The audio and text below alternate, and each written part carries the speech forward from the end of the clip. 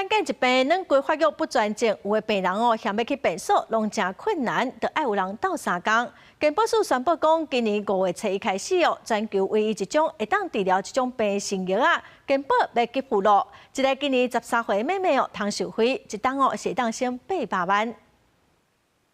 它可以鼓励更多人，因为打药的期间会非常的辛苦啊。希望我们的例子可以让更多的小朋友在合适的时间赶快来用药。健保的目的就是这样，哈，就一个人扛不住，但是我们大家一起扛的话就容易了，哈。健保这个1年多花大概需要5、6亿的预算，那但是可以让几十个家庭啊，那么减轻他们的负担。最重要的是让我们的孩子充满了希望。